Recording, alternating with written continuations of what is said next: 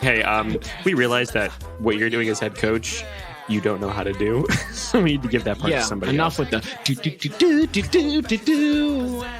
And I want to win. Winning's the most important thing to me. All the other conferences, this is your Super Bowl, okay?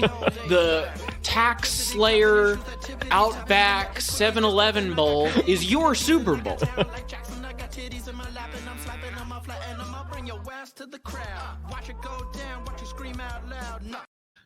Costa, Vettori, let's just go ahead and play the old face-off, and then we'll get into the fight. Let me pull it up here. Let's get into it. No more talk. Fight time.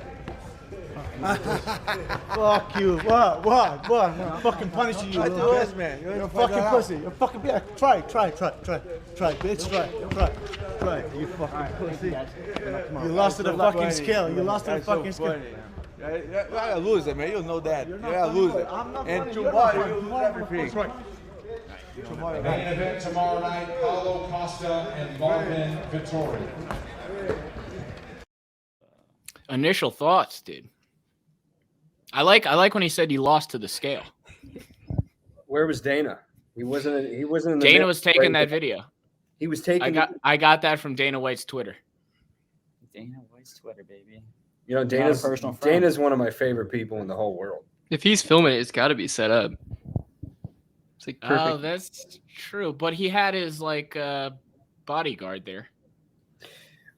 Dana he makes a lot of money off of setting up these situations where guys might get a little heated, but Right, he's a marketer. It's also all based off the reality of the situation. So a lot of these guys, through the hype up of the hate, they actually play the role, and then they start hating each other. Like, you know, you have to pit Khabib against Conor or Khabib against Dustin, which was a little bit more agreeable. But Khabib versus Conor got really, really nasty, like actual nasty, because Conor was going after his faith and his family. And it's like some of these guys, Eastern Bloc countries, you just don't do that. Muslim background, you can't make those sort of comments. Oh, they hate each other for sure.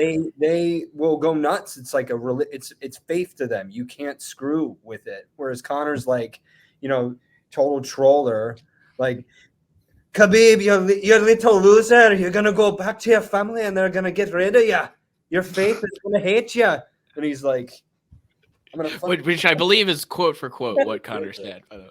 Yeah, no, that's literally what your faith is gonna get rid of you. Your faith is gonna the Muslim Brotherhood gets together and they're like, Khabib, gone.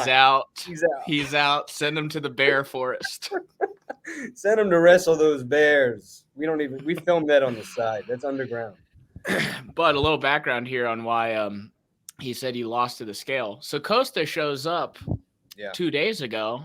And he weighs, I said 225, you said 212. Let's cut it, like 217. Okay. He weighs way more than 185, which is the agreed upon weight. So Costa comes to the press conference, is like, I weigh like 215. I don't know what you want to do. Which I think is actually kind of a genius strategy, because he's like, in his mind, he's like, what are they going to cancel the UFC fight? Or should I just give him 20% of my paycheck and then guarantee that I'm 30 pounds heavier than him and can like completely destroy him, which is why I bet on Costa to win this fight. Do you think it was a strategy or you think he's just lazy? I think he's just arrogant and lazy. And I will say that a lot of the stuff that I'm going to say is directly taken from my boy, the Weasel. Okay. The Weasel on YouTube, I'm telling you right now, is the best MMA commentator there is. Besides, let me write this down. He has the best information. He does all the breakdowns, all the stats. This is how I can go to anybody and kind of have a UFC conversation from the Weasel. He's the king of UFC. And so did the Weasel say he has always a problem? Yeah, he hates what's going on. Like, he's very big about the brand of the UFC and the integrity of the sport, because he comes from a martial arts background. So he doesn't like when somebody shows up and it isn't cutting weight. Like, that doesn't vibe with him. It's just he's messing with Dana and he's messing with the UFC, and it's not going to go well because he got a big head when he went to go fight Israel, and he was asking for a bunch more money, and Dana was telling him no. And now all of a sudden there's a fight scheduled, so we don't quite know what happened there, but it's not a good path for Acosta moving forward after this. It's just not. Unless if he loses, yikes.